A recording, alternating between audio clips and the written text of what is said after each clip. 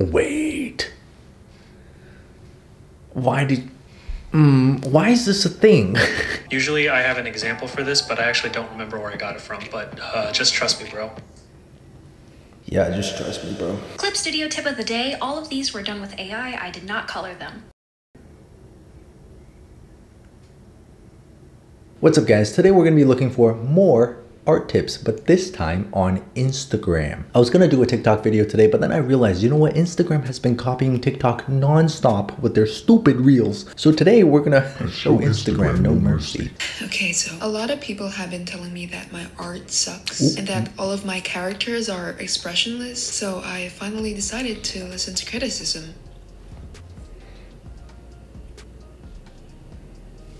How you like that, hater? That's pretty good, I'm not gonna lie, that's pretty good. That's the most expressive piece I've ever seen Colleen do. And I think when she says a lot of people have been telling her that her art sucks, a lot of people is referring to me.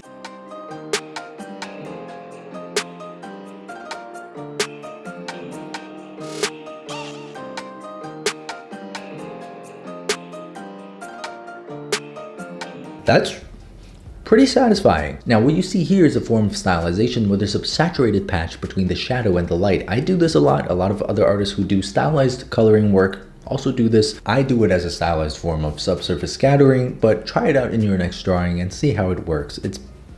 Let's talk about even more line art tips. Line art? Oh, I need help with that. Once again, focusing on line weight. Let's talk about the principle of gravity.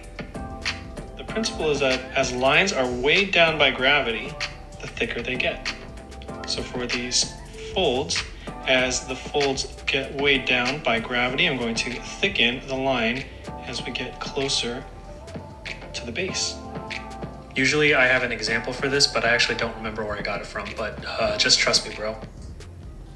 Yeah, just trust me, bro. Okay, in your demo, your lines were way too thick, but this looks really, really good. The key with line weight is you want a good level of variation. The heavier the line, the thicker the line, the more emphasis you're gonna get on that spot. So if there's force being applied to a certain area, that line should be thicker. Just make sure that with your lines, you're getting both thin and thick. Start drawing people. Start with a stick figure.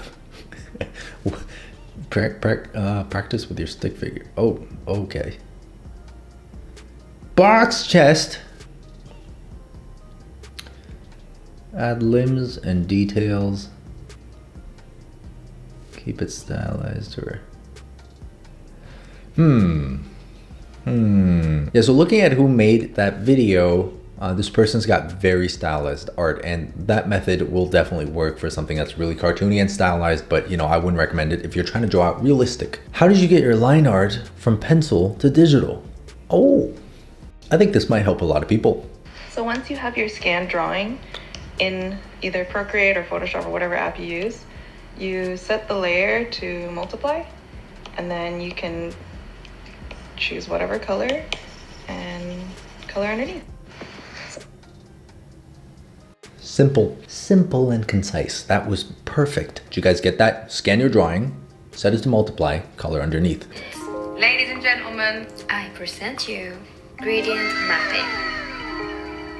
Gonna use my Hazel drawing, which is already rendered, and instead of adding colors, we're gonna work in grayscale. Then we're gonna go up here and click this beauty. Procreate has a couple of default gradient maps already, but you can create a new one just clicking here. Oh.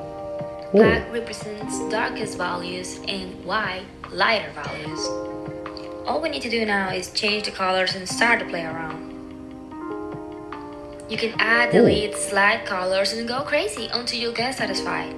But wait, we don't want the entire image to use the same gradient, right? No problem. Let's select the skin and create a new gradient map. Remember to duplicate in case you're not satisfied with the result. Now we select the hair, repeat the process, and you'll get your image fully colored in seconds. Oh. In this case, I did apply the same gradient and only colored the hair separately because I was too lazy. After that, I usually create a new layer and keep adding details and colors until I'm satisfied. And that's it, my... Oh. That's like completely different from the way I like to draw, but that seems pretty fun actually. I might give that a shot. How to use Gaussian blur. I love that Instagram has a mute feature so that I don't have to listen to this copyrighted music. Okay, gradient background. Smooth shading. Ooh, wait, that was nice. Creating shadows. Oh, that's really creative. Most of the time when I'm using Gaussian blur, I'm just trying to create like this bokeh effect for the camera. Good to know that the Gaussian blur has uses other than, you know, running from our responsibilities. How to draw open mouth, simple tutorial. Draw mouth outline to draw teeth and fangs. Don't forget the back teeth for depth. That was a good tip. Add oh my god, this is going by so fast. Fill the mouth with add select. Ooh. Wait, what was the animation at the end? That was sick. Show me that animation. Ooh, that's sick. You suck at coloring? Yeah. Great, so do I. And as someone with the attention span of a chipmunk hooked on Red Bull, I just don't have the time to meticulously select colors. Yeah. So what's the solution? Monochromatic coloring. Here's a nice purple palette I've been using a lot recently. When making a monochromatic palette, choose a base color and then gradually go darker and darker, making sure to shift the hue so the palette isn't boring. You could use monochromatic coloring, which is the case where you use kind of one single color family for the entire character. But if you want to spice things up a little bit, try out your complementary colors. You don't know what complementary color is? Google it, because it's gonna save your life. The best complementary color combo is blue and orange. Check it out. It's literally in all of my pieces. Blue and orange. Drawing bubbles. Bubbles. Okay. Oh, wait. Oh, what the? Okay, let's go through this process again. So you have hard lines, soften them, soften these. Okay, that's crazy. That really captures that rainbow effect that you see in bubbles when light hits them. But one thing that I would do differently, okay, this is a bit of a lesson on textures, and that is the outside of the bubble is shiny. It's a shiny texture. When the texture of something is shiny, the highlights on that surface are gonna be hard. Like for example, the highlights on your eyes are harder than the highlights on the tip of your nose because this surface is less shiny than this surface. So to make this even more convincing, put some hard highlights on these bubbles and you'll have something that looks very, very believable. Can't decide between an iPad or a pen display for your digital art? Well, here are 4 iPad accessories that make your iPad feel like a pen display. Number 1, the Sketchboard Pro iPad stand. One of the pros of the pen display is its sturdy form factor when sitting at a desk. With the Sketchboard Pro, you can bring that same level of ergonomics to your iPad with its wide tilted surface that you can rest your hands on comfortably. You can even change from landscape to portrait and get basically the same canvas real estate as on a 24-inch pen display. Number 2, an ergonomic pen grip. Pen displays come with pens that are big, grippy, and feel great in your hands. Use an Ergo pen grip to make your Apple Pencil way more comfortable. Number 3, the iOkite keyboard for Procreate. Pen displays often come with physical hotkeys or an extra controller. For the iPad, use the iOkite keyboard to augment your touch controls. It's already mapped to Procreate's most used functions so you can quickly undo, color pick, change brush size, open menus, and more. And finally, number 4, the Paperlike matte screen protector, which transforms the slippery glass of your iPad into the paper-like drawing surface you get with most pen displays. Oh, this is by Rishi Draws. Okay guys, story time. Rishi has a YouTube channel that's pretty big. So when he comments on my videos, YouTube sends me a notification and I'm there like, who's that, right? But Rishi leaves a comment and then people reply to Rishi's comment and then Rishi replies to all of their comments. So I get notification after notification after notification from Rishi. Rishi, please seek help. Do your meet and greets on your own channel, not on my comment section. God. Should we start beef with Rishi? How to avoid hands like a pro. Oh yes, hands in pockets. I love that one. Put them behind the head. Hide them behind the back. Just cut them off. Yeah, I do this all the time. All the time. Drawing the head only. All the time. This is an amazing video. Clip Studio tip of the day. All of these were done with AI. I did not color them. Take your line art and then simply hit colorize. It doesn't work as well on darker skin. Method 2 is to add some hint colors in the... Doesn't work as well on darker skin. Clip Studio, what's going on? What are you guys doing over there in Japan? Separate layer. It can be messy, it can be neat, whatever. And then you hit use hint image and colorize. Make sure your lines are set to reference layer. I cleaned it up here. Method 3 is my favorite. Your base colors on a separate layer, then put your hint colors. They can be very bright and nice, and then do colorize and clip it. Oh, Clips. You know what? That was pretty cool. So you guys see, this is not the horrible kind of AI that takes the artist out of the workflow entirely, but this actually is a tool that you can use in your arsenal. So I think that's kind of cool.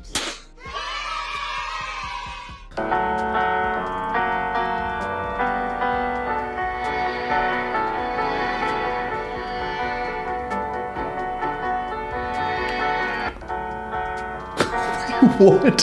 What did you... Okay. Noise. Scale. Ridges.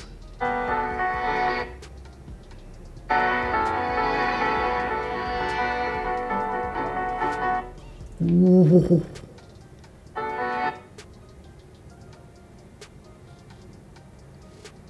That's crazy. Oh my god. This image is so satisfying to look at. I want to eat it. Please seek help. Do you accidentally draw your characters cross-eyed? All the time. Worse.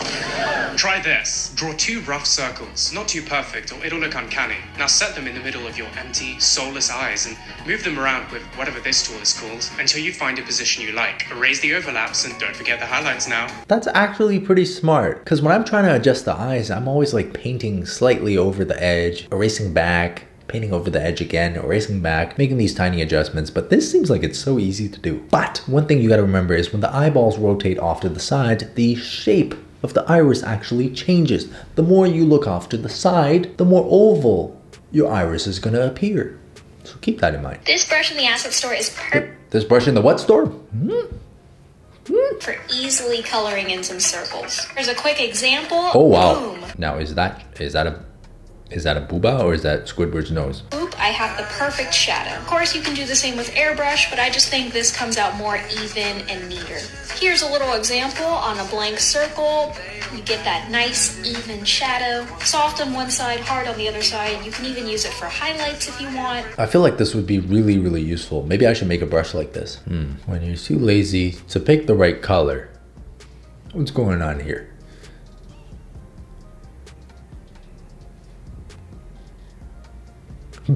What? I'm so mad. That looks like it actually works. Let's talk about 2 line art tips to help your line art. 2 line art tips. Okay, let's go. I guess, yeah.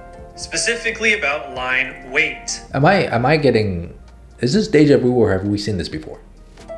When using line art, the general rule for indicating depth is by using thicker line weight to show objects that are closer to you and using thinner line weight to show objects farther away from you. Didn't know that. We can see this principle used in this illustration by Tim Prober, where the closest objects to us have thicker line weight, and then as we go back into the distance, like in these mountains, we can see that the line weight is very, very thin compared to the ones in the foreground. That's kind of cool, actually. I like this one. Add a private photo that won't show up near time lapses.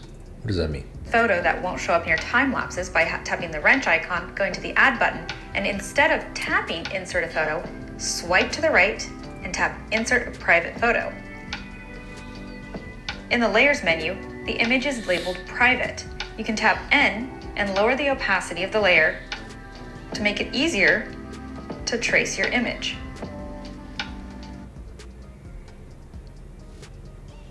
Wait. Why is this a thing? Okay, wait, so you're telling me that this won't show up in time-lapse recordings.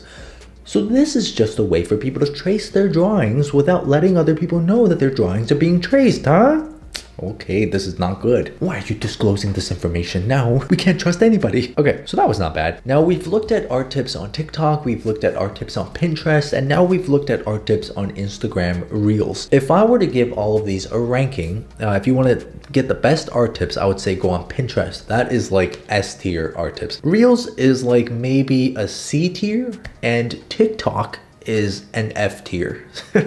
Don't trust TikTok. So I hope you guys enjoyed this video. Hopefully you guys learned something new. I know I did for sure. And with that being said, feel free to subscribe to my channel if you want to see more content just like this. And I'll see you guys on the next video. That's pretty good. Pretty good. Okay, I want to know how many of you guys have seen my new tattoo. Look at this. Oh my God. Oh. Look at that. Yeah, get the watch off. Look at that little paw. Pretty cool, eh? You know what, guys? I look pretty sick. Now I'm out here talking to everybody with Riz. I'm an interesting man now. Yeah, I'm gonna steal your girl. Steal your grandma too while I'm at it. Okay.